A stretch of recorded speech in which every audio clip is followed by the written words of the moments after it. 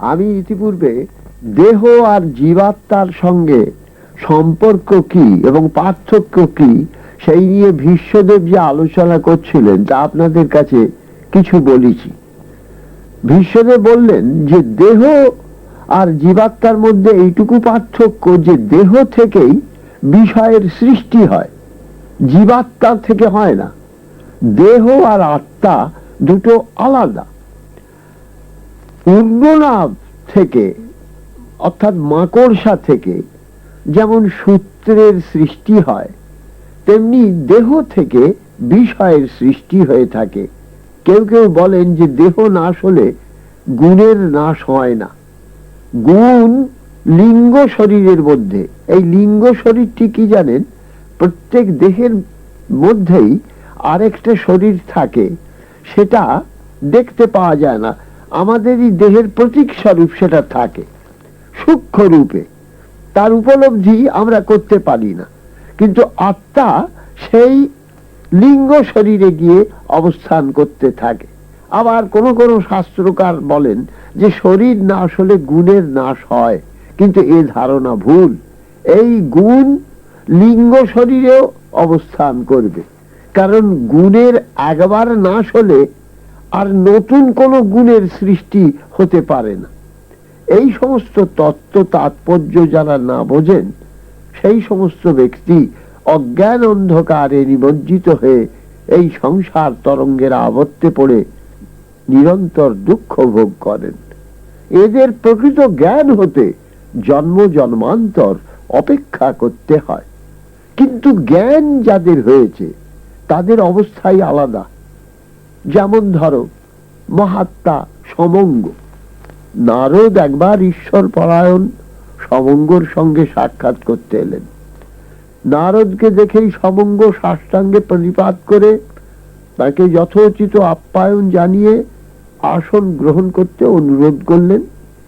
তখন নারদ তার আচরণ দেখে বলে উঠলেন, ওহে সমঙ্গ, তোমাকে সাষ্টাঙ্গে প্রণিপাত করতে দেখে আমার বোধ হলো যেন তুমি বাহু যুগল দ্বারা ভবনদী সাঁতরে পার হতে উদ্যত হয়েছ।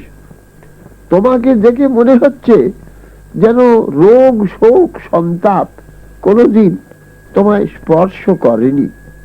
নিত্য তৃপ্ত হয়ে তুমি রয়েছ, তোমার মনে রাগ দেশ কিছুই নেই। আনন্দময় পুরুষ হয়ে যেন তুমি এই পৃথিবীতে অবস্থান করছো। এর কারণটা কি বলতো? এমন ভাব তোমার মনে কি করে এলো বল? সমঙ্গ তখন বললেন যে দেবর্ষি, ভূত ভবিষ্যৎ বর্তমান এই ত্রিকালে যা ঘটনা ঘটছে তা তো দেখছি সবই মিথ্যা, সবই তো স্বপ্নের মতো মিলিয়ে যায়।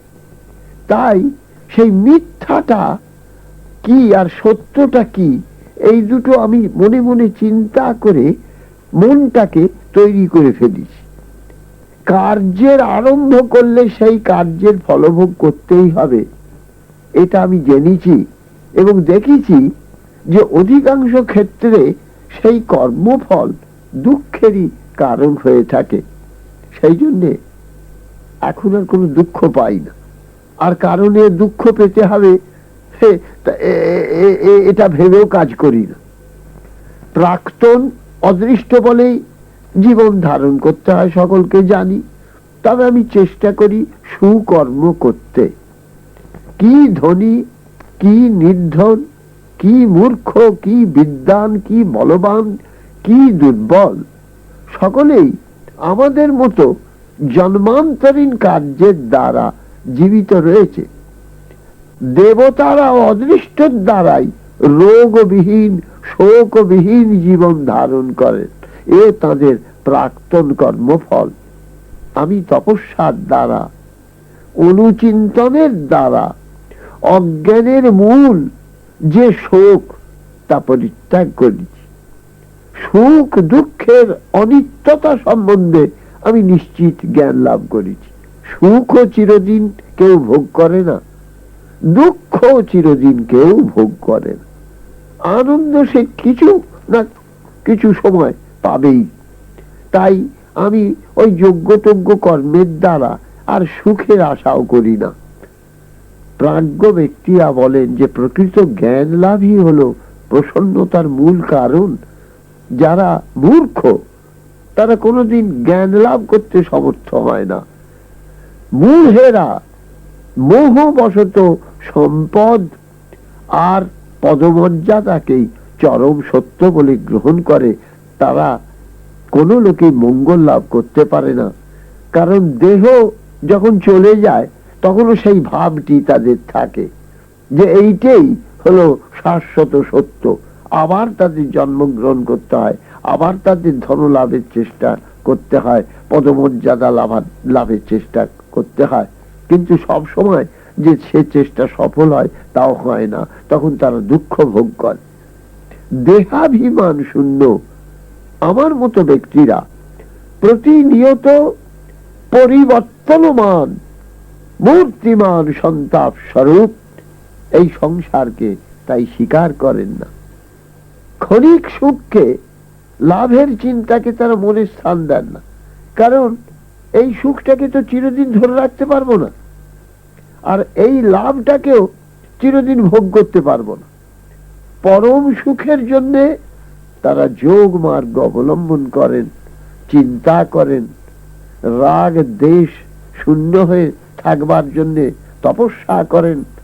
অর্থ কাম আর বিষয় তৃষ্ণা ধীরে ধীরে তারা পরিত্যাগ করতে থাকেন এবং সমস্ত পরিত্যাগ করে তারা সংসারের প্রকৃত স্বরূপটা যে কি সেইটি অবলম্বন যখন উপলব্ধি করেন তখনই তারা যোগী হয়ে যোগাশ্রয়ী হয়ে থাকতে চান।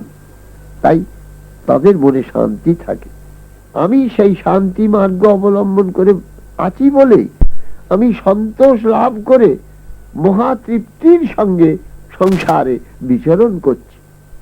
ইহলোকে বা পরলোকে মৃত্যু, অধর্ম বা লোভ থেকে আমার আর ভয়ের কিছু নেই। কঠোর যোগ অভ্যাসের দ্বারা আমি আমার চঞ্চল মনকে শান্ত করেছি। এই কারণে শোক দুঃখ আমাকে ব্যথিত করতে পারে না। সুখেতে আমি মাতোয়ারা হয়ে উঠি না। এইটুকুই আমি জীবনে তপস্যায় এই জ্ঞানটুকু লাভ করেছি। এই জ্ঞান লাভের জন্যই তপস্যা। মানুষ পৃথিবীতে এসে নিত্য সুখ দুঃখের আলোড়নের মধ্যে পড়ে আছে, কিন্তু যারা প্রাজ্ঞ তারা সুখকেও যেমন গ্রহণ করেন প্রসন্ন ভাবে, দুঃখকেও সেই প্রসন্ন ভাবেই গ্রহণ করতে পারেন। এইটুকু আমি বুঝেছি, চিন্তা করে দেখেছি এবং এরই জন্য তপস্যা করি। যুধিষ্ঠির এ কথা শুনে অত্যন্ত তৃপ্তি লাভ করলেন। তারপর তিনি একদিন ভীষ্মদেবকে জিজ্ঞাসা করলেন যে পিতামহ, যারা জ্ঞানী গুণী তারা সকলেই তো সত্যের উপাসক এবং দেবতাদের স্তুতিকারক দেখা যায়, কিন্তু দু একটি ক্ষেত্রে এর ব্যতিক্রম তো দেখা যায়। তখন ভীষ্মদেব জিজ্ঞাসা করলেন, ব্যতিক্রম? জ্ঞানী গুণীর ব্যতিক্রম বলতে তুমি কি বোঝাচ্ছ? না, যেমন ধরুন শুক্রাচার্য তিনি ঋষি হয়েছিলেন। ঋষি হয়েও তিনি দেবতাদের হিত সাধনের চেয়ে অসুরদের হিত সাধন করতে বিশেষ সচেষ্ট হয়েছিলেন। এর কারণ কি? তিনি তো জ্ঞানী ছিলেন। জ্ঞানী হয়েও অজ্ঞানীদের এবং যারা পৃথিবীর কলঙ্ক বা বিশ্ব জগতের পক্ষে অত্যন্ত অমঙ্গলকর তাদের কেন তিনি সহায়তা করতেন? ভীষ্মদেব সে কথা শুনে বললেন, দেখো, শুক্রাচার্য ঋষি হয়েছিলেন, মস্ত বড় তপস্বী হয়েছিলেন, সবই সত্য কথা, কিন্তু কেন হলেন তার গল্পটা তোমাকে আমি বলছি। মহামণি শুক্রাচার্য ভৃগু বংশে জন্মগ্রহণ করেছিলেন। বিষ্ণু তার মাতৃবধের কারণ, অতএব দেবতারা সকলেই দুষ্ট, এই ধারণা তার মনে বদ্ধমূল হয়। তাই তিনি যোগ মার্গে উন্নতি লাভ করে দেবতাদের অনিষ্ট সাধন করার চেষ্টা করতে লাগলেন। এরপরে কি কি ব্যাপার তিনি করেছিলেন আমি তোমাকে বিশদভাবে বলছি। আমি কিন্তু আপনাদের কাছে আর সেই বিশদ ভাবটি আজকে বলছিনি। আমি পরবর্তী দিনে শুক্রাচার্যের কি পরিণতি হয়েছিল সেই কাহিনীটি, বিচিত্র কাহিনী আপনাদের কাছে বলবো।